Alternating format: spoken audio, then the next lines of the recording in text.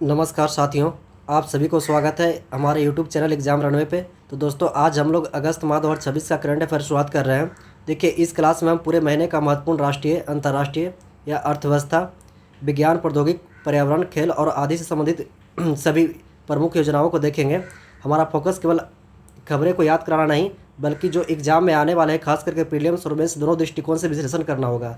ठीक है, ताकि आप बीपीएससी, यूपी पीसीएस या यूपीएससी या कोई भी अन्य प्रतियोगिता परीक्षा हो, उसको आप अधिकतर लाभ उठा सकें। तो इससे पहले हम लोग जनवरी 2026 से लेकर के जुलाई 2026 तक का पूरा करंट अफेयर करा चुके हैं, और आपको ये अगस्त का करंट अफेयर आपका इसका पीडीएफ हमारे टेलीग्राम चैनल एग्जाम रहने पे मिल जाएगा। तो आप लोग क्लास को ज़्यादा से ज़्यादा शेयर कीजिएगा, देखिएगा।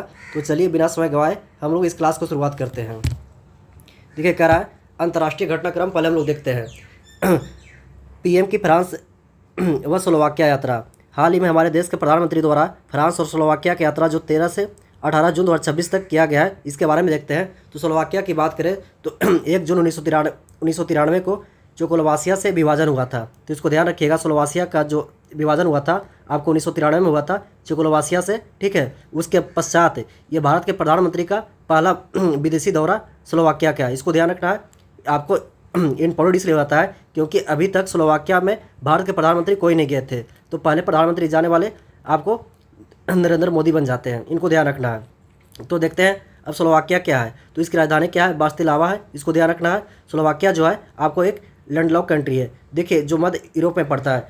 लैंडलॉक कंट्री वैसा कंट्री होता है जिसका कोई भी समुद्री क्षेत्र या आपको सागर से उस क्षेत्र, उस देश का बाउंड्री नहीं घिरा होता है। जैसे आप लोग यहाँ पे नेपाल देखिए, जैसे भारत का देख रहे हैं, आपको हिंद महासागर से घिरा हुआ है। तो भारत लैंडलॉक कंट्री नहीं है। यही नेपाल की बात करें, चाहे अफगानिस्तान की बात करें, तो अफगानिस्तान और नेपाल प्रत्यक्ष रूप से आपको समुद्र या सागर से जुड़ा हुआ नहीं है, इसलिए लैंडलॉक कंट्री है। तो इसी तरह आपको स्लोवाकिया जो मध्य एशिया में पड़ता है, मध्य यूरोप में पड़ता है, ये भी आपको लैंडलॉक कंट्री देखने को मिलता है। तो आगे कह रहा है प्रधानमंत्री स्लोवाकिया का सर्वोच्च सम्मान, जो स्लोवाकिया का जो सर्वोच्च सम्मान है, order of the white double cross first class से सम्मानित किया गया है। तुम्हारे प्रधानमंत्री का जो स्लोवाकिया का सर्वोच्च सम्मान होता है, order of the white double cross first class से सम्मानित किया गया है। किनको? तो नरेंद्र मोदी को। इसको ध्यान रखना है। उसके बाद देखते हैं फ्रांस। तो अगले 5 वर्षों में द्विपक्षीय व्यापार को दोगुना करने के लिए दोनों पर सहमति जताया गया है। तो किसके साथ? फ्रांस और भारत के बीच अगले 5 वर्षों में व्यापार को दोगुना करना है। ठीक है, होराइजन 2047 रोड मैप तैयार किया गया है। देखिए, जिस तरह का भारत विकसित @2047 चलाया जा रहा है, उसी तरह आपको होराइजन मिशन 2047 रोड मैप जो है आपको भारत और फ्रांस के बीच दोनों देशों को नवाचार, प्रौद्योगिकी और विकास के साझेदारी हेतु रोड मैप तैयार किया गया है। तो इसी को ध्यान में रखते हुए आपको होराइजन 2047 रोड मैप की समीक्षा की प्रगति की गई है। उसके बाद देखते हैं कानपुर स्थित NSIT national skill training institute Kaushal Vikas centre of the excellence स्थापना किया गया है। तो इसको ध्यान रखना है। आपको यूपीपीएससी में यहाँ से डायरेक्ट क्वेश्चन देखने को मिल जाएगा। ठीक है, तो आपको कानपुर स्थित NSIT स्किल ट्रेनिंग इंस्टीट्यूट कौशल विकास सेंटर एक्सीलेंस की स्थापना किया गया है। कहाँ पे? तो कानपुर में। ठीक है, फ्रांस जो है आपका मध्य यूरोप में स्थित देश है। चलिए और देख लेते हैं 92वां G7 समिट जो हुआ था आपको 15 से 17 जून आपको फ्रांस के एल्बिया लेस बेस में देखा गया था। तो इसको ध्यान रखना है। 92वां जी शिखर सम्मेलन जो हुआ था फ्रांस के एल्बिया लेस बेस में हुआ था। इसमें अब देखते हैं G7 में कौन कौन देश है। तो G7 मतलब आपको 7 देश इसमें होता है। तो कौन कौन है? आपको अमेरिका है, फ्रांस है, कनाडा है, जर्मनी है, ब्रिटेन है और इटली और जापान है। तो इसको ध्यान रखिएगा। G7 में आपको 7 देश है। तो America, France, Canada, Germany, Britain, Italy और जापान। तो 92वां संपन्न कहाँ हुआ? आपको फ्रांस के एलिया लेस बेस में हुआ। आपका 53वां G7 समिट का पूछेगा तो ये आपका अमेरिका में अगले वर्ष होगा। चलिए, तो G92 का जो अभी अध्यक्षता कौन कर रहा है? तो फ्रांस कर रहा है। और लगातार भारत के प्रधानमंत्री जो है G7 में भाग लेने वाले देश बन गए हैं। देखिए, G7 का भारत सदस्य नहीं है, लेकिन लगातार जो भारतीय प्रधानमंत्री है G7 में आपको भाग लेने वाले प्रधानमंत्री बन गए हैं। इस सम्मेलन के पश्चात भारत के प्रधानमंत्री ने पेरिस के यूरोप में सबसे बड़े टेक्नोलॉजी इवेंट विवा टेक 2026 का अवलोकन किया। तो इसको ध्यान रखिएगा, पूछ देगा हाल ही में भारत के प्रधानमंत्री द्वारा कहाँ पे विवा टेक 2026 का अवलोकन किया गया? तो आपको फ्रांस के पेरिस में किया गया। भारत इसमें AI कंट्री पावर पार्टनर के रूप में शामिल किया गया है। अब देखते हैं G53वां जो शिखर सम्मेलन होगा वो आपको US में होगा। ये हम लोग पहले डिस्कस कर चुके हैं। अब देखते हैं UNSC के 5 नए अस्थायी सदस्य। तो देखिए, UNSC में क्या होता है? आपको 5 परमानेंट सदस्य होते हैं और 10 नॉन परमानेंट सदस्य होते हैं, अस्थायी सदस्य होते हैं। इनके जो चुनाव होता है हर 2 वर्ष के लिए किया जाता है। तो हाल ही में आपको 5 नए अस्थायी सदस्य की नामित किया गया है तो कौन कौन सा देश है? तो आपका ऑस्ट्रिया है, पुर्तगाल है, किर्गिस्तान है, जिम्बाब्वे है, त्रिनाद एवं टबैगो है। तो इसको ध्यान रखिए, यहाँ से क्वेश्चन डायरेक्ट आपको पीसीएस में खास करके दे देता है। तो पूछ देगा हाल ही में 5 नए अस्थायी सदस्य कौन कौन शामिल हुए हैं? तो ध्यान रखिएगा, पहला क्या? ऑस्ट्रिया, उसके बाद क्या है? पुर्तगाल, उसके बाद किर्गिस्तान, उसके बाद जिम्बाब्वे, उसके बाद आपका हो जाएगा त्रिनाद एवं टबैगो। इसको ध्यान रखिएगा। और इनका जो कार्यकाल होगा वो 1 जनवरी 2027 से शुरू होगा। तो ये भी आपको कभी कभी यहाँ से डायरेक्ट फैक्ट देखने को मिलता है। और भारत इस तरह से जो अस्थायी सदस्य के रूप में लगभग 8 बार सदस्य रह चुका है, तो इसको ध्यान रखना है। इसी के साथ हम लोग देखते हैं कि आपको यूएनएससी के 5 परमानेंट सदस्य देखने को मिलता है, जिसे P5 भी नाम से जाना जाता है। तो 5 परमानेंट सदस्य कौन कौन है? तो आपका आ जाएगा चीन, फ्रांस, रूस, यूके और यूएसए। इसको ध्यान रखिएगा। इनके पास जो होता है अस्थायी सदस्य होते हैं, इनको वीटो पावर शक्ति होती है। उसके बाद कह रहा है 1945 में यूएनएससी की स्थापना हुआ था। तो ये भी ध्यान रखना है, यहाँ से स्टैटिस्टिक्स क्वेश्चन पूछ दिया जाता है। अब देखते हैं खेल जगत। तो खेल जगत की सर्वाधिक प्रभावशाली 100 हस्तियों की टाइम पत्रिका की सूची में जो है भारत की एकमात्र खिलाड़ी शामिल की गई है, वो स्मृति मंदाना को किया गया है। वेरी इंपॉर्टेंट, ये ध्यान दीजिएगा। स्मृति मंदाना महिला क्रिकेट इंडियन क्रिकेट टीम के खिलाड़ी है। तो इनको खेल जगत में सर्वाधिक प्रभावशाली 100 हस्तियों में टाइम पत्रिका द्वारा जो शामिल किया था, एकमात्र खिलाड़ी जो बनी है तो स्मृति मंदाना बनी है। इसके साथ साथ इनको BBC Indian sport women of the 2025 से सम्मानित किया गया है। तो एडीओ में एक क्वेश्चन पूछा गया था, तो इसलिए इसको ध्यान रखना है। BBC Indian sport women cricket of the year आपको किसको सम्मानित किया गया है? तो स्मृति मंदाना को किया गया है। इसके साथ साथ और देख लेते हैं स्मृति मंदाना के बारे में। तो एक कैलेंडर ईयर में 1000 से अधिक वनडे इंटरनेशनल रन बनाने वाली प्रथम महिला क्रिकेटर बन गई है। तो इसको ध्यान रखना है। एक कैलेंडर ईयर में आपको 1000 से अधिक रन बनाने वाली इंटरनेशनल रन बनाने वाली कौन बनी है? तो आपको स्मृति मंदाना बनी है। और साथ ही साथ जो स्मृति मंदाना है, अंतर्राष्ट्रीय क्रिकेट के तीनों प्रारूप जैसे आपको T20, वनडे और टेस्ट में शतक लगाने वाली पहली महिला क्रिकेटर भी बन गई है। चलिए आगे देखते हैं। नासा के मंगल ग्रह के रहस्यों के अध्ययन करने के लिए नवंबर 2013 में लॉन्च किया गया माविन मिशन को अब समाप्त कर दिया गया है। वेरी इंपॉर्टेंट, ध्यान रखिएगा, यहाँ से पूछ देगा माविन मिशन क्या है? तो माविन मिशन मंगल ग्रह के रहस्यों के अध्ययन करने के लिए नासा द्वारा प्रक्षेपित किया गया था। इसको हाल ही में समाप्ति की घोषणा कर दिया गया। तो माविन मिशन के बारे में ध्यान रखिएगा। उसके बाद आगे है, हाल ही में अमेरिका और ईरान के बीच अंतर्राष्ट्रीय अंतरिम शांति समझौता कब और कहाँ संपन्न हुआ? वेरी इंपॉर्टेंट, देखिए इस तरह से कोई भी समझौता होता है तो आपको खास करके पीसीएस में 2 स्टेटमेंट देकर क्वेश्चन पूछ दिया जाता है। तो देखिए ये कब हुआ था? तो आपको 18 जून 2026 को हुआ था। और कहाँ पर हुआ था? जगह इंपॉर्टेंट है। तो फ्रांस के वर्षीय महल में हुआ था।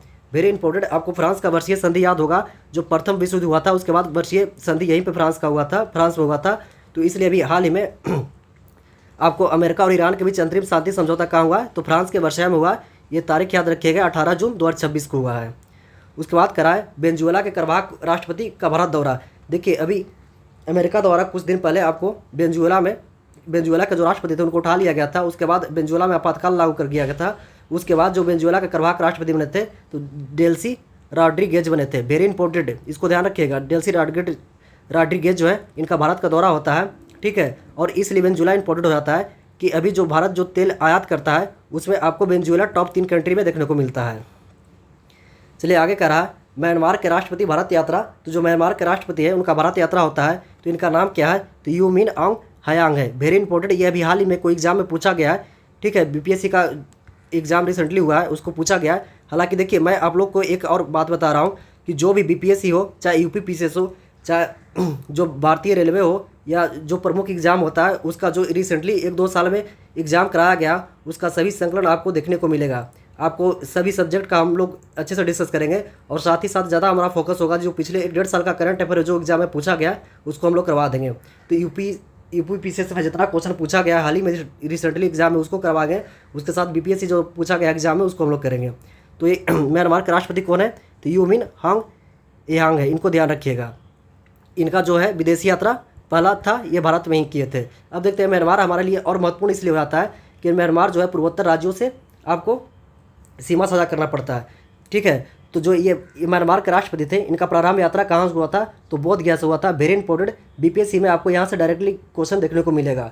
तो पूछ देगा हाल ही में जो म्यांमार के राष्ट्रपति हैं यू मिन ऑन्ग हयांग, इनका जो प्रारंभ यात्रा भारत में कहाँ से हुआ था? तो भारत में बिहार के बोध गया से हुआ था, ठीक है। तो देखते हैं दोनों देश के बीच समझौता क्या क्या हुआ है। तो व्यापार संवर्धन हेतु रुपया के आत्म भुगतान प्रणाली के लिए सहमति बनी है। उसके साथ साथ कह रहा है पूर्वोत्तर भारत के 4 राज्यों जैसे अरुणाचल प्रदेश, नागालैंड, मणिपुर, मिजोरम की सीमा साझा करता है। देखिए पूर्वोत्तर के 4 राज्य हैं अरुणाचल प्रदेश, नागालैंड, मणिपुर, मिजोरम, वो म्यांमार से सीमा साझा करती है। और भारत और म्यांमार के बीच, दोनों देशों के बीच जो सीमा साझा होता है वो लगभग 1643 किलोमीटर की सीमा लगती है। उसके साथ ही साथ जो एशियन कंट्री है, 11 देश का एशियन कंट्री है, उसे मात्र एक म्यांमार ऐसा देश है जो ज़मीनी सीमा से भारत को सीमा लगाती है। चलिए उसके आगे देखते हैं।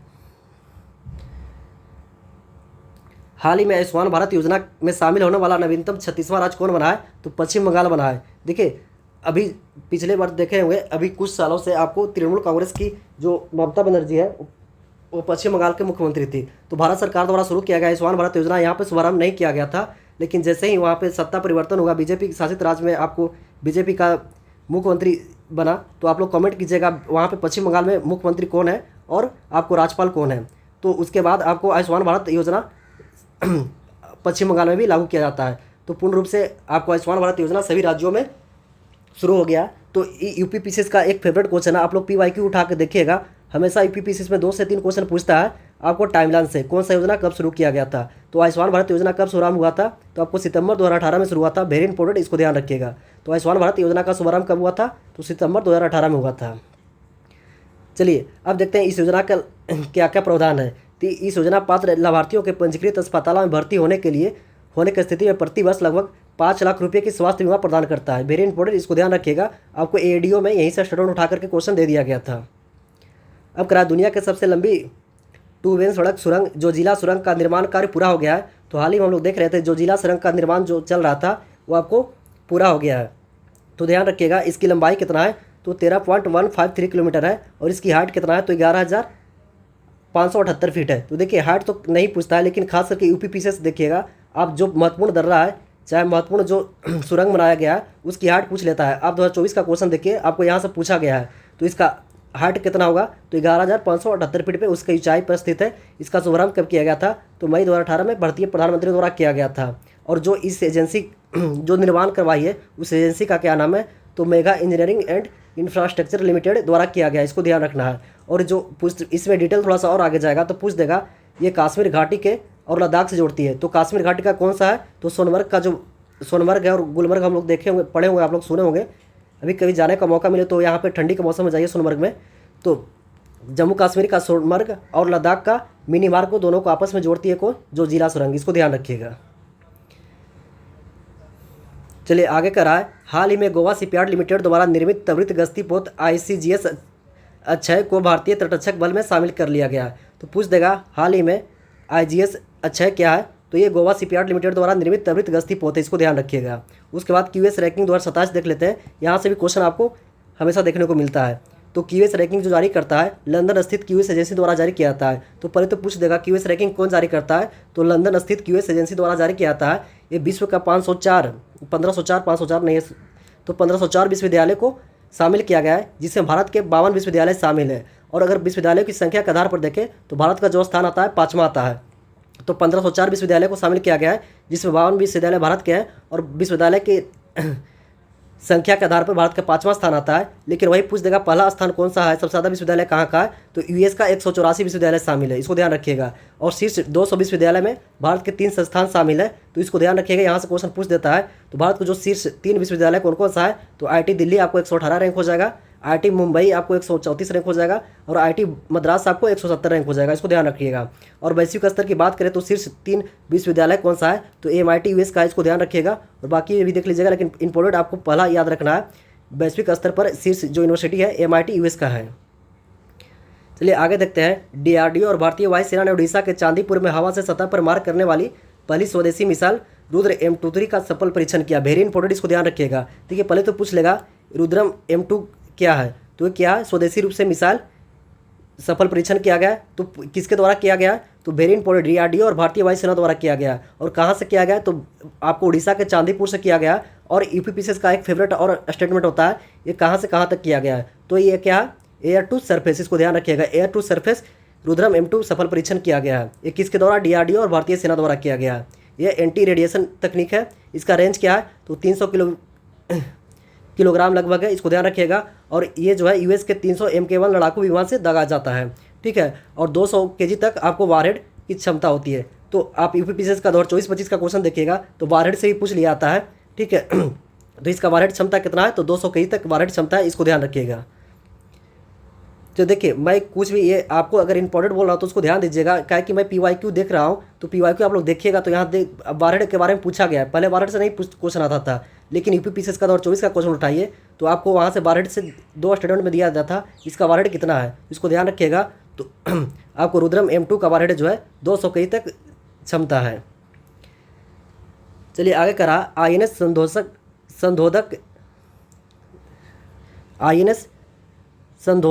संशोधक एवं पनडुब्बी रोधी उपथला जलपोत INS अग्नय को नौसेना में कमीशन किया गया है। तो INS संशोधक जो है पनडुब्बी रोधी उथला जलपोत INS अग्नय में शामिल किया गया है, ठीक है। इसका निर्माण किसके द्वारा किया गया था, तो इसका निर्माण हो जाएगा garden rich shipyard and engineering limited द्वारा किया गया था, इसको ध्यान रखिएगा।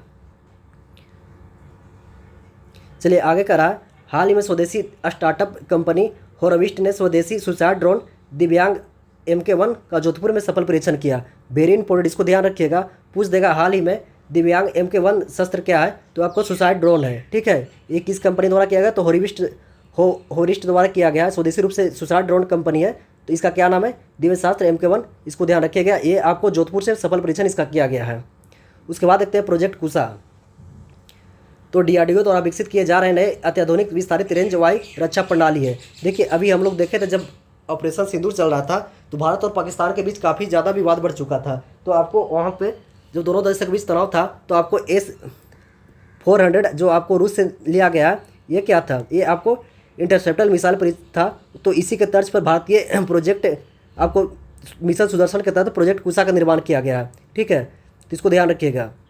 ये तीन तरह के इंटरसेप्टर मिसाइल विकसित किया जा रहा है। इसका M1 जो होगा 150 किलोमीटर तक होगा, और M2 जो होगा 250 किलोमीटर तक होगा, और M3 जो है 350 से 400 किलोमीटर तक होगा। जो आपको S-400 मिसाइल इंटरसेप्टर प्रणाली के तहत उसी के तर्ज पर विकास किया जा रहा है, किसके द्वारा, DRDO द्वारा। देखिए यह करा यह मिशन सुदर्शन चक्र का हिस्सा है, जिसका लक्ष्य जो है 2035 तक भारत को अपर मल्टी रेंज मिसाइल डिफेंस सुरक्षा प्रणाली विकसित किया जा रहा है। चलिए आगे है, केंद्र सरकार ने बांग्लादेश में भारत के नए उच्चायुक्त दिनेश त्रिवेदी, तो पूछ देगा आपको बांग्लादेश में भारत के नए उच्चायुक्त कौन है, तो दिनेश त्रिवेदी है। उनको कैबिनेट मंत्री के समकक्ष का दर्जा प्रदान किया गया है, तो इसको ध्यान रखना है।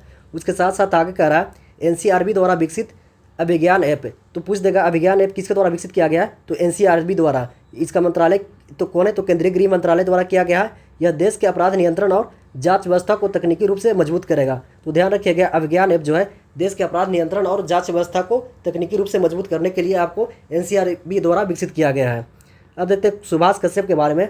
तो ये one nation one election commission के सदस्य थे, तो इसको ध्यान रखिएगा। वन नेशन वन इलेक्शन के समिति के सदस्य जो थे सुभाष कश्यप थे, इनका निधन हो गया। इनको 2015 में पद्म विभूषण दिया गया था, और ये 7वीं और 8वीं 9वीं लोकसभा के महासचिव भी रह चुके हैं। चलिए आगे कराए, आगे है प्रोफेसर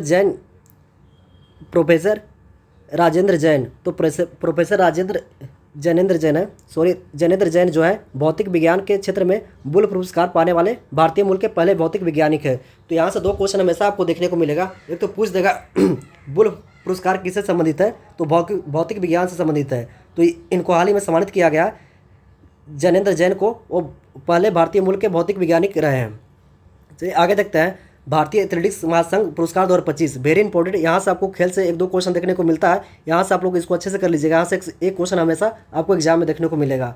तो सर्वश्रेष्ठ पुरुष एथलीट की बात करें तो नीरज चोपड़ा को दिया गया है, ठीक है, जो भाला फेंक से संबंधित है। उसके बाद महिला सर्वश्रेष्ठ एथलीट की बात करें तो पारुल चौधरी है, और सर्वश्रेष्ठ पुरुष एथलीट कोच की बात करें तो आपको परवीर सिंह देखने को मिलता है। तो पुरुष एथलीट कौन हो जाएगा, नीरज चोपड़ा, और महिला एथलीट्स की बात करें तो पारुल चौधरी, और कोच की बात करें परवीर सिंह। अगर वही बात आगे कह रहा है, वर्ष को उभरते हुए पुरुष एथलीट्स खिलाड़ी कौन है, तो शहनवाज हुसैन। उभरते हुए एथलीट्स खिलाड़ी कौन है, शहनाज खान है। उसके बाद उभरती एथलीट्स महिला कौन है, तो पूजा सिंह है। और 2025 में सर्वश्रेष्ठ राज्य संघ किसको दिया गया है, तो तमिलनाडु एसोसिएशन को दिया गया है। वही बात करें एथलीट्स के समर्थन करने वाला सर्वश्रेष्ठ राज्य कौन सा है, तो उड़ीसा जो है एथलीट्स को समर्थन करने वाला सर्वश्रेष्ठ राज्य का इसको पुरस्कार दिया गया है, किसको, उड़ीसा को दिया गया है। चलिए अब आगे है, जियो प्लेटफॉर्म ने वीपो की पेटेंट सहयोग संधि रैंकिंग में 20वां स्थान प्राप्त किया है। तो जियो प्लेटफॉर्म ने वीपो की जो जारी किया आता है उसको पेटेंट सहयोग संधि में 20वां स्थान प्राप्त हुआ है। यह सूची में पहली और एकमात्र भारतीय कंपनी शामिल हुई है। नासा और एडिडास ने फीफा विश्व कप 2026 का आधिकारिक बॉल ट्रेगा को आईसीएस पर भेजा है। तो वेरी इंपॉर्टेंट, इसको ध्यान रखिएगा। आपको नासा और एडिडास द्वारा फीफा विश्व कप 2026 के आधिकारिक जो बॉल है ट्रेओडा है, तो पूछ देगा ट्रेओडा क्या है, तो आधिकारिक फीफा वर्ल्ड कप 2026 का बॉल है ट्रेओडा को आपको आईएसएस पर भेजा गया है। इसका उद्देश्य क्या है, तो माइक्रोग्रेविटी में फुटबॉल के संतुलन, गति और अस्थिरता को ग्रहण को आंतरिक द्रव्यमान का प्रभाव का अध्ययन करना। ये किसके द्वारा किया गया है, तो नासा और एडिडास द्वारा किया गया है। चलिए आगे देखते हैं। आईआईटी मद्रास के शोधकर्ताओं ने मानव मस्तिष्क में तंतु यानी ब्रेन स्टेम का विश्व का सबसे विस्तृत और व्यापक 3D एटलस विकसित करने के लिए सफलता प्राप्त की है, जिसे एंकर नाम दिया गया है। वेरी इंपॉर्टेंट, तो पूछ देगा एंकर क्या है, तो आईआईटी मद्रास द्वारा विकसित किया गया जो ब्रेन स्टेम विश्व का सबसे विस्तृत और व्यापक 3D एटलस विकसित किया जा रहा है। चलिए आगे देखते हैं। कैम्ब्रिज विश्वविद्यालय के शोधकर्ताओं द्वारा पहली बार कृत्रिम बुद्धिमत्ता का उपयोग कर सुपर एंटीजन आधारित वैक्सीन का डिजाइन किया गया है। तो किसके द्वारा सुपर एंटीजन वैक्सीन निर्मित किया गया, तो कैम्ब्रिज विश्वविद्यालय द्वारा किया गया है। अब आगे है ग्लोबल स्टार्टअप इकोसिस्टम रिपोर्ट 2026। तो ग्लोबल स्टार्टअप इकोसिस्टम रिपोर्ट के अनुसार एशिया का सबसे शीर्ष एआई कौन सा है, तो नेटिव स्टार्टअप क्लस्टर जो है बीजिंग का है। और सेकंड नंबर की बात करें तो भारत का बेंगलुरु एआई कंपनी है, इसको ध्यान रखिएगा। चलिए आगे करा। भारतीय टेक स्टार्टअप अवतार.ai ने देश का पहला स्वदेशी एआई वीडियो जनरेशन मॉडल वारिया लॉन्च किया गया है। इसको भी ध्यान रखिएगा। तो वारिया क्या एआई वीडियो जनरेशन लॉन्च किया गया है, ये अवतार डॉट के नाम से किया गया है। 57वां अंतर्राष्ट्रीय फिल्म महोत्सव कहाँ हुआ है, तो आपको 57वां अंतर्राष्ट्रीय फिल्म महोत्सव गोवा में हुआ है। इससे संबंधित हम लोग टेलीग्राम चैनल पर एक पोस्ट डाले थे। तो 57वां आपको अंतर्राष्ट्रीय फिल्म प्रेयर अवार्ड जो जिसको मिला है उसको आपको वहाँ पर मिल जाएगा। तो आप लोग टेलीग्राम चैनल ज्वाइन कर लीजिए, वहाँ जो खबरें महत्वपूर्ण होती है डेली बाय डेली अपडेट किया जाता है, तो उसको ध्यान रखिएगा। यहाँ गेस्ट कंट्री की बात करें तो आपको स्पेन देखने को मिलेगा। अब देखते हैं बुक और ऑथर। तो बुक और कौन सा,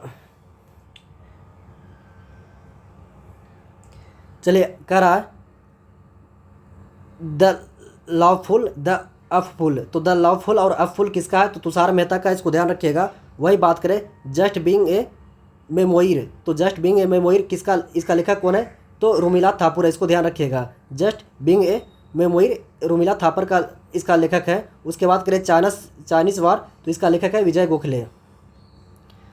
अब महत्वपूर्ण दिवस के बारे में चर्चा करते हैं। तो देखिए आपको यूपीपीसीएस हो चाहे बीपीएससी हो, आपको दिवस के बारे में या तो डायरेक्ट दे देगा या तो क्रोनोलॉजी में दे देता है। आपको 4 महत्वपूर्ण दिवस दे देगा, उसको ऑर्डर में लगाने के लिए दे देगा।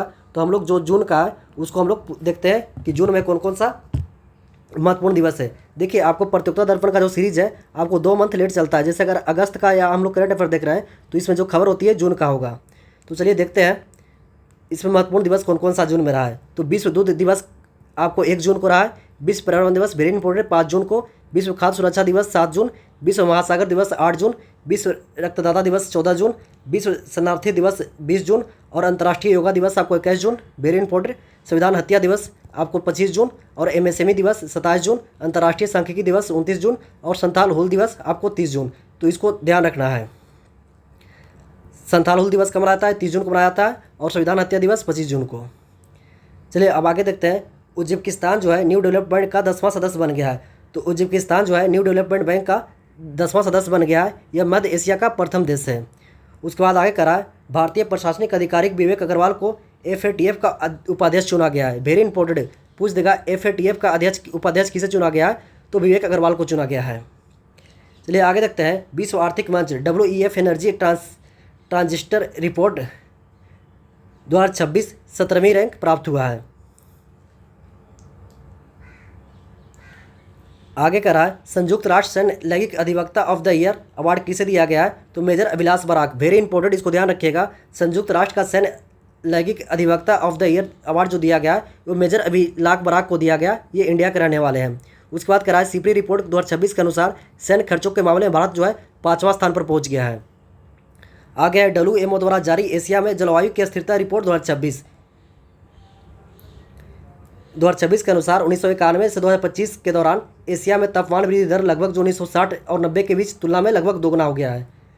चलिए आगे देखते हैं। आंध्र प्रदेश के कुर्नूल जिले में जोनागिरी में निजी क्षेत्र के देश की पहली सोने की खदान शुरू किया गया। वेरी इंपॉर्टेंट पूछ देगा, हाल ही में निजी क्षेत्र के देश में पहली सोना का खदान कहाँ शुरू की गई है? तो जोनागिरी में। ये कहाँ पड़ता है? तो कुर्नूल जिले में पड़ता है, आंध्र प्रदेश से पड़ता है। इसका जो है वार्षिक 1000 केजी सोने का उत्पादन करना है। यह परियोजना जो है Jio Mysore services India private limited द्वारा और रिलायंस मल्टीवर्स एंड एनर्जी द्वारा त्रिवेणी ग्रुप के रूप में आपको विकसित किया जा रहा है। चलिए आगे देखते हैं। थोक मूल्य सूचकांक आधार वर्ष में परिवर्तन, इसको ध्यान रखिएगा। पहले जो हमारा थोक मूल्य सूचकांक आधार वर्ष था 2011 वाला था, इसके स्थान पर बदलाव करके 2022-23 कर दिया गया है। ठीक है, नए सूचकांक में आपको वस्तुओं की संख्या जो थी 697 थी, इसको बढ़ा करके आपको 997 कर दिया गया है। इसका आकलन कौन करता है? तो वाणिज्य एवं उद्योग मंत्रालय के आर्थिक और सलाहकार कार्यालय द्वारा किया जाता है। अब देखते हैं ग्लोबल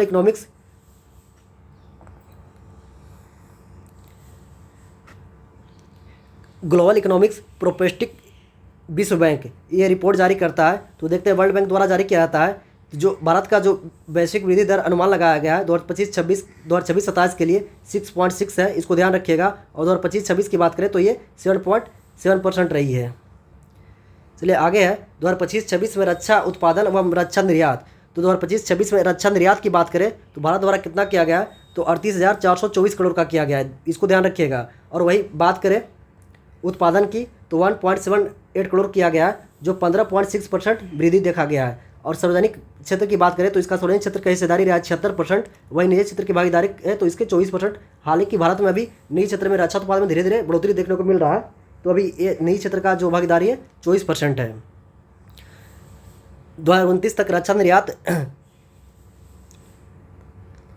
आपको 50 लाख करोड़ तक तथा रक्षा उत्पादन आपको 3 लाख करोड़ तक करने का लक्ष्य है। आगे करा लगातार सर्वाधिक समय तक निर्वाचित रहने वाले प्रधानमंत्री जो है वो नरेंद्र मोदी बने हैं। देखिए निर्वाचित कर रहा है, अगर अभी ऑल ओवर पूछेंगे तो नेहरू जी का जो है जो 1947 से लेकर के 1952 तक प्रधानमंत्री थे वो निर्वाचित नहीं थे। ठीक है, लेकिन अगर निर्वाचित की बात करेगा तो आपको प्रधानमंत्री नरेंद्र मोदी है। सर्वाधिक समय तक आपको रिकॉर्ड भारत के प्रधानमंत्री निर्वाचित होने वाले हो गए हैं। इससे पूर्व आपको नेहरू का रिकॉर्ड था जो 10 जून 2026 को 1499 दिन पूरा हुआ। इनका कार्यकाल 26 मई आपको 2024 से प्रारंभ हुआ। निर्वाचित पीएम का कार्यकाल नेहरू जी द्वारा आपको 13 मई 1952 से लेकर के 27 मई 1964 तक देखने को मिलता है। इनका जो था कितना था तो 9398 डे ये प्रधानमंत्री के रूप में रहे थे, निर्वाचित के रूप में। पंडित जवाहरलाल नेहरू 1947 से लेकर 1952 तक अंतरिम सरकार के प्रमुख प्रधानमंत्री थे।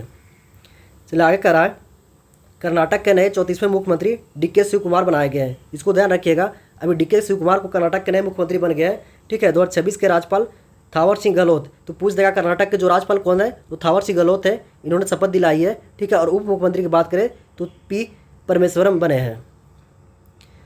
डीआरडीओ ने स्वदेशी तकनीक पर आधारित बहुस्तरीय वैसाल्टिक मिसाइल डिफेंस प्रणाली का सफल परीक्षण किया है।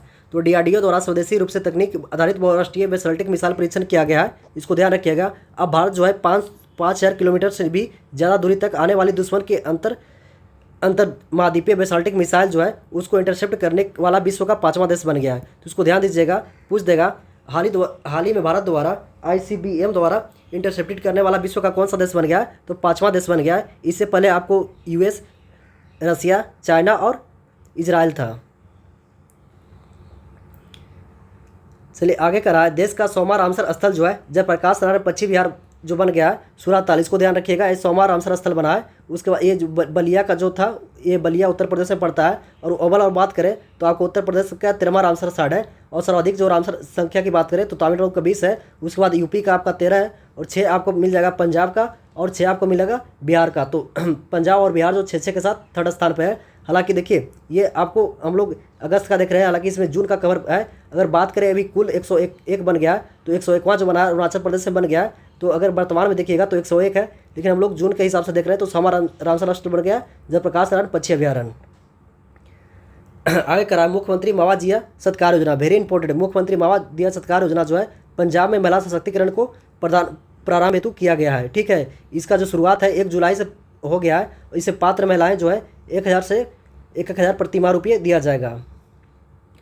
आगे करा है क्वाड देशों के मंत्रियों की बैठक। तो ध्यान रखिएगा क्वाड देशों के मंत्रियों की बैठक जो हुआ है 26 मई 2026 को नई दिल्ली में हुआ है। तो क्वाड में कौन कौन देश है? तो अमेरिका, भारत, जापान और ऑस्ट्रेलिया देखने को मिलता है। इसकी अध्यक्षता किसके द्वारा किया गया? तो इसकी अध्यक्षता जो आपको एस जयशंकर जो भारत के विदेश मंत्री है उनके द्वारा किया गया है।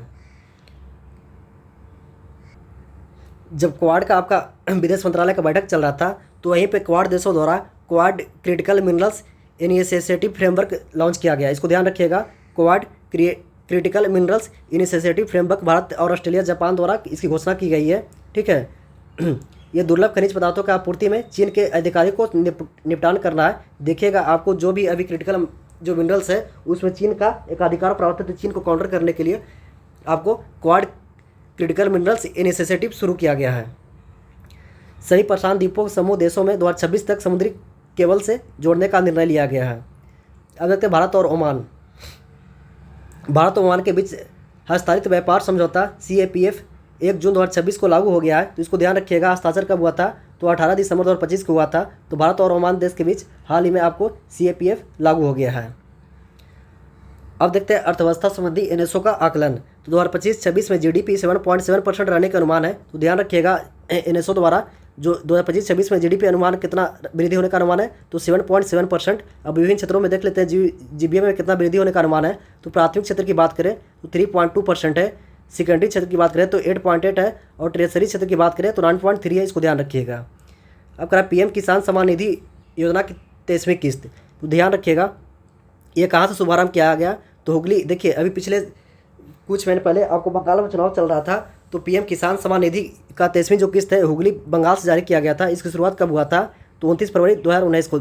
इसको ध्यान रखिएगा, बार बार आपको बोल रहे हैं कि UPPCS का आप लोग PYQ देखिए, आपको जितना भी योजनाएं हैं उसका टाइमलाइन से 2-3 क्वेश्चन मिनिमम जरूर रहता है। तो इसकी शुरुआत कब हुआ था PM किसान निधि का? तो आपको 29 फरवरी 2019 को हुआ था। ये जो है 6,000 की राशि दिया जाता है 3 किस्तों में। 2026-27 के लिए बजट में इसका आवंटित राशि किया गया, तो 60,000 करोड़ 2026-27 बजट में इसको अनुमानित राशि आवंटित किया गया है। अब देखते हैं किसाऊ बांध परियोजना। तो UK एवं हिमाचल प्रदेश की सीमा पर यमुना के सहायक नदी टोंस नदी पर प्रस्तावित है। तो पूछ देगा किसाऊ बांध परियोजना कहाँ पर स्थित है? तो आपको यमुना की जो सहायक नदी है टोंस नदी, इसी पे निर्माणाधीन है। इसकी क्षमता है 222 मेगावाट। 6 राज्यों के बीच आपको हिमाचल प्रदेश, उत्तराखंड, UP, दिल्ली और राजस्थान और हरियाणा इसमें शामिल है। 2028 तक पूरा करने का लक्ष्य रखा गया है। अब देखते हैं बांग्लादेश के विदेश मंत्री खलीलुर रहमान UNGA के 81वें सत्र के अध्यक्ष निर्वाचित हुए हैं। वेरी इंपॉर्टेंट, तो इसको ध्यान रखिएगा। खलीलुर रहमान जो है बांग्लादेश के विदेश मंत्रालय हैं, विदेश मंत्री है, वो UNGA के 81वें सत्र के अध्यक्ष निर्वाचित हुए हैं। और 80वां सत्र का जो अध्यक्ष कौन थे? तो एनालेना बेरबाक जो थे, जर्मनी के थे। इसकी सत्र की शुरुआत कब होगा? तो सितंबर 2026 से हुआ था, 9 सितंबर 2026 से होगा। इसके पूर्व बांग्लादेश के 41वें सत्र की अध्यक्षता की थी। मतदान के साइप्रस के राजदूत एड्रियास कारकोलियस को परास्त कर दिया। तो इतना नहीं पूछेगा, ध्यान रखिएगा। 91 विदेश मंत्रालय, ये 91वें सत्र की UNGC के जो सत्र के अध्यक्ष चुने गए, ये बांग्लादेश के विदेश मंत्री है। इसको ध्यान रखिएगा। आगे करा, भारत को UNGA के अध्यक्षता के अवसर 1953 में मिला था। ठीक है। और 8वां सत्र का जो अध्यक्षता है विजय लक्ष्मी पंडित द्वारा किया गया था, जो UNGA के पहली महिला अध्यक्ष बनी थी। अब तक 5 महिलाओं को UNGA के अध्यक्षता को अवसर प्राप्त मिला है। आगे करा, UNGA संयुक्त राष्ट्र के 6 प्रमुख अंगों में से एक है। तो ध्यान रखिएगा, UNGA जो है आपको संयुक्त राष्ट्र का जो प्रमुख 6 अंग है उनमें से एक महत्वपूर्ण है। यह सभी सदस्यों को देशों को भागीदारी वाला एकमात्र निकाय है, जिसे विश्व के लघु संसद भी कहते हैं। तो ध्यान रखिएगा, पूछ देगा विश्व के लघु संसद किसे कहते हैं? तो UNGA को कहते हैं। और भारत के सदस्य रह चुका कि नहीं? भारत की तरफ से रही है कौन? सबसे पहले विजय लक्ष्मी पंडित रही है। उसके बाद कराए ड्रैक्स हैमलर स्कोट गोल्ड मेडल 2026। तो भारत के 2 सैन्यकर्मी नायब सूबेदार सुजीत कुमार प्रधान और लास्ट हवलदार हरभजन सिंह, इनको दिया गया। वेरी इंपॉर्टेंट, इसको ध्यान रखिएगा। अब देखते हैं NSO द्वारा जारी आंकड़े। तो अस्थिर मूल्यों पर सकल घरेलू उत्पाद जो है आपको है 323.13 लाख करोड़। इसको ध्यान रखिएगा। अगर वृद्धि की बात करें तो 7.7% की दर से वृद्धि हुई है। अस्थिर मूल्यों की बात करें तो प्रति व्यक्ति आय जो है आपको 1.93 लाख है। और वही चालू मूल्यों पर सकल घरेलू उत्पाद की बात करें तो 946.3 लाख करोड़ है। इसको ध्यान रखिएगा। और इसका वृद्धि बात करेगा तो 8.9% है। तो इसको ध्यान रखिएगा। स्थिर मूल्यों की बात करेगा तो 323 लाख करोड़ हो जाएगा। और चालू मूल्यों की बात करें तो 346 लाख करोड़ हो जाएगा। और चालू मूल्यों पर प्रति व्यक्ति आय पूछेगा तो 2.08 लाख हो जाएगा। तो इसको ध्यान रखिएगा। अस्थिर मूल्यों पर प्रति व्यक्ति आय कितना है? तो 1.93 लाख है। और चालू मूल्यों की बात करेगा तो 2.08 लाख हो जाएगा। तो चलिए, आप लोग इसका PDF पाने के लिए हमारे टेलीग्राम चैनल से जरूर जुड़िए। और आपको आगे आने वाला एग्जाम जो BPSC UPPCS है उसको ध्यान में रखते हुए अब क्लास आपका कंटिन्यू चलेगा। तो आप लोग क्लास को ज़्यादा से ज़्यादा शेयर कीजिए और चैनल को सब्सक्राइब कीजिए। अभी आप लोग के लिए जो भी आगे आगामी एग्ज़ाम है वो हम लोग उसको PYQ अच्छे से करेंगे। और जो 1-2 साल में रिसेंटली करंट अफेयर है, और आप लोग कमेंट करके बताइएगा। हम एक सीरीज स्टार्ट करने जा रहे हैं, या तो आपको मंथली या तो पूरे 6 मंथ का आपको मैराथन क्लास के माध्यम से मंथली MCQ हम लोग कवर करेंगे।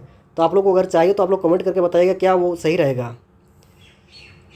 अब देखते हैं मौद्रिक नीति के द्वैमासिक समीक्षा। तो मौद्रिक नीति की द्वैमासिक समीक्षा के बारे में देखते हैं। रेपो दर कितना है, तो 5.25% रहा है। रिजर्व रेपो दर की बात करें तो 3.3%, और बैंक दर की बात करें तो 5.50। CRR की बात करें तो 3%, और SLR की बात करें तो 18% है। आयकर मुद्रास्फीति दर 2026-27 में 5.1% अनुमानित है, और GDP वृद्धि दर जो 2026-27 में 6.6% अनुमानित है। वेरी इंपॉर्टेंट, इसको ध्यान रखिएगा, ये 2-3 बार लगातार अभी एग्जाम में पूछा गया है। अब देखते हैं नियुक्तियाँ। तो नियुक्तियाँ से संबंधित देखते हैं कि किसको किसको नियुक्तियाँ किया गया है। तो देखिए भारतीय सेना के नए प्रमुख जो है, भारतीय सेना के नए प्रमुख को नियुक्त हुए तो जनरल धीरज सेठ। तो सेठ कौन बन गया है, भारतीय सेना के प्रमुख बन गए हैं। ठीक है, उसके बाद कह रहा है भारतीय वायुसेना के नए उप प्रमुख बने हैं तो आशुतोष दीक्षित। तो वायुसेना के नए उप प्रमुख बने आशुतोष दीक्षित। और वही बात करें भारतीय नौसेना के नए उप प्रमुख बने हैं अजय कोचर। तो ध्यान रखिएगा, भारतीय सेना के नए प्रमुख बने हैं जनरल धीरज सेठ, और वायुसेना के नए उप प्रमुख बने हैं आशुतोष दीक्षित। वही नौसेना की बात करें तो इसका उप प्रमुख जो बने हैं अजय कोचर बने हैं। उसके बाद करा CBSE के नए चेयरमैन जो बने हैं लोखंडे प्रशांत सीताराम बने हैं, और FTF के उपाध्यक्ष जो बने हैं विवेक अग्रवाल बने हैं, भारत से हैं। उसके बाद करा IB के नए निदेशक बने हैं महेश दीक्षित, और शिक्षा महिलाओं एवं बच्चों से संबंधित संसद में अस्थायी समिति के अध्यक्ष बने हैं मुकुल वांसनिक बने हैं। उसके बाद करा विश्व बैंक के कार्यकारी निदेशक बने हैं तो नीलकंठ मिश्रा बने हैं। वेरी इंपॉर्टेंट, विश्व बैंक के कार्यकारी निदेशक जो है ये नीलकंठ मिश्रा बने हैं। चलिए अमेरिका में केंद्रीय बैंक के नए चेयरमैन कौन बने हैं, तो केविन वाट्स बने हैं। और राष्ट्रीय सांख्यिकी आयोग के अध्यक्ष कौन बने हैं, तो शैलज चट्टोपाध्याय बनी है। वेरी इंपॉर्टेंट, इसको ध्यान रखिएगा। और समान बीमा निगम के चेयरमैन कौन बने हैं, तो हितेश जोशी बने हैं। और SC के सॉलिसिटर जनरल पुनर्नियुक्त होने वाले तुषार मेहता बने हैं। चलिए SC में 5 नए न्यायाधीशों की नियुक्ति किया गया है। ये SC मतलब सुप्रीम कोर्ट है। इसमें कौन कौन है, तो आपको सिलू नागू है, अरुणा वल्ली है, चंद्रशेखर है, वेंकट सुब्रमण्य है, और संजीव सचदेवा है। इसको ध्यान रखिएगा। उसके बाद कह रहा है सुप्रीम कोर्ट के अधिवक्ता के न्यायाधीश के हो सकते हैं तो 38 हो सकते हैं, अभी इसको बढ़ाया गया है। और 12वीं महिला न्यायाधीश जो नियुक्त हुई है वर्तमान में, आपको कह रहा 12वीं महिला न्यायाधीश वर्तमान में महिला जो न्यायाधीश है वो महिला दो महिला न्यायाधीश हैं।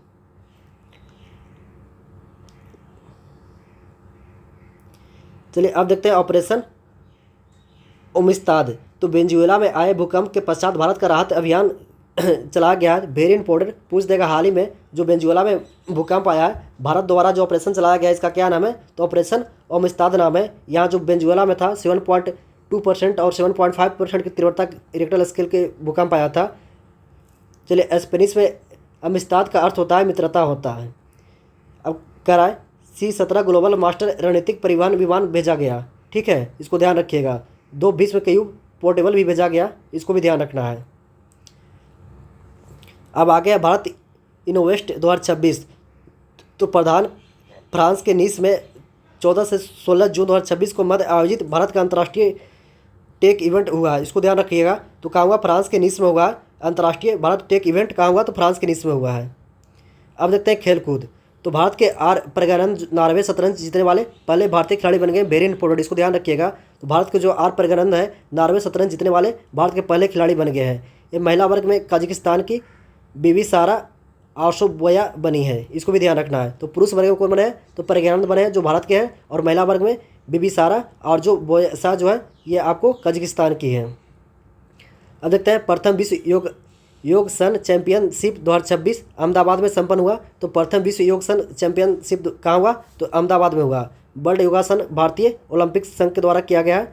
इसका प्रथम स्थान किसको मिला है, तो भारत का मिला है 114। ठीक है, द्वितीय स्थान जापान को मिला है। ठीक है, उसके बाद तीसरी बात करें तो तीसरा आपको अर्जेंटीना को मिला है। तो भारत प्रथम स्थान पर है। अब कह रहा है भारत के अभय सिंह व वेलावन आगे करा भारत के अभय सिंह व वेलावाल सेंथिल कुमार की जोड़ी ने मलेशिया के सारावाक में संपन्न तीसरी एशियाई युगल स्क्वैश चैंपियनशिप पुरुषों का युगल खिताब जीता है। इसको ध्यान रखिएगा। तो जो आपको मलेशिया के सरावाक में हुआ। तीसरा एशियाई चैंपियन युगल स्क्वैश में कौन सा भारतीय खिलाड़ी जीते हैं? तो अभय सिंह और वेलावन द्वारा जीता गया है।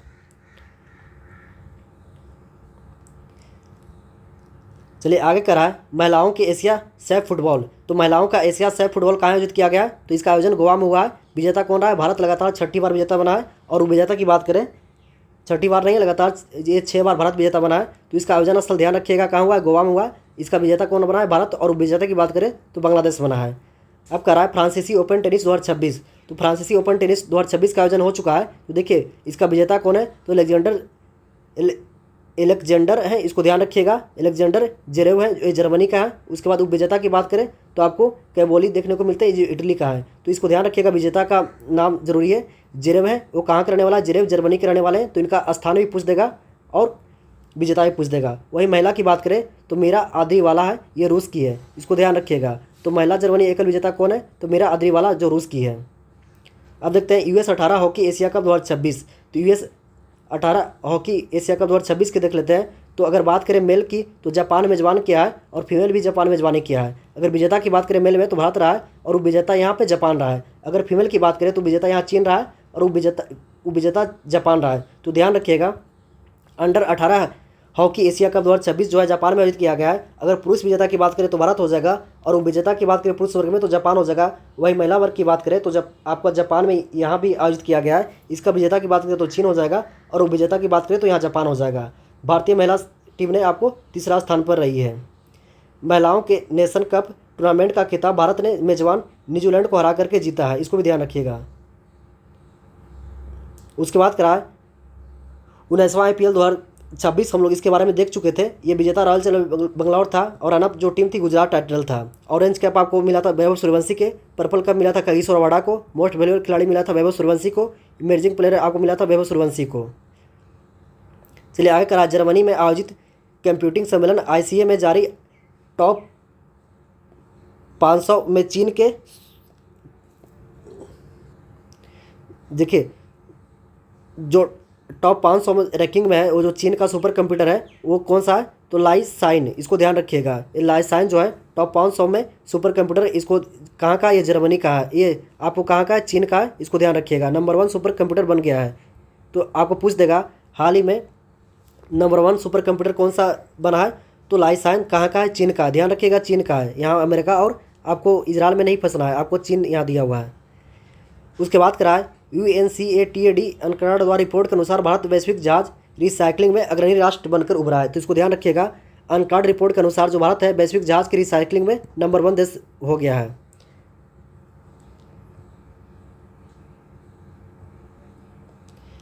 आगे करा है विश्व का पहला AI कला संग्रहालय कहाँ बना है? तो डेटालैंड आपको USA बना है, इसको ध्यान रखिएगा। विश्व का पहला AI कला संग्रहालय डेटावन कहाँ बना है? तो डेटालैंड बना है आपको US में। तो ये आपको BPSC में यहाँ से क्वेश्चन आपको देखने को जरूर मिलेगा। तो पूछ देगा हाल ही में विश्व का पहला AI कला संग्रहालय कहाँ बना है? तो डेटालैंड में बना है। कहाँ पड़ता है? आपको US में पड़ता है। उसके बाद करा यूरोसेंट्री 2026। तो पेरिस फ्रांस में संपन्न हुआ। विश्व की सबसे बड़ी थल सेना और वायुसेना रक्षा प्रदर्शनी किया गया है।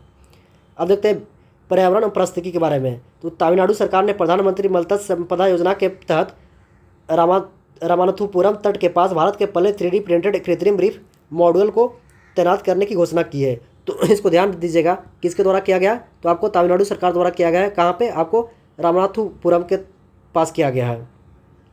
चलिए आगे करा है चीन के वैज्ञानिकों ने गहरे समुद्र के काम करने वाली पनडुब्बी फिडोजे की मदद से ऑस्ट्रेलिया के पश्चिमी में स्थित डायमेटिना जोन में विश्व के सबसे बड़े बहल कब्रिस्तान की खोज निकाला है। तो इसको ध्यान दीजिएगा, आपको पूछ देगा सबसे बड़े कब्रिस्तान बहल कब्रिस्तान कहाँ खोजा गया? तो ऑस्ट्रेलिया के पश्चिमी तट पे देखा गया है। आ कर रहा है त्रिपुरा सरकार ने नई दिल्ली में Tripura global wine Apple festival का आयोजन किया गया। इसका उद्देश्य क्या है? तो त्रिपुरा में आयोजित अब की पाइन एप्पल फेस्टिवल आयोजन किया गया। इसका उद्देश्य राज्य क्या है? तो अनानास के वैश्विक ब्रांड बनाना है। ठीक है, तो अनानास को वैश्विक ब्रांड बनाना है। 2018 में क्वीन अनानास राज्य फल घोषित किया गया था। ठीक है, अनानास क्या है? तो ये उष्णकटिबंधीय प्रकार का पौधा है। अब देखते हैं शोधकर्ताओं ने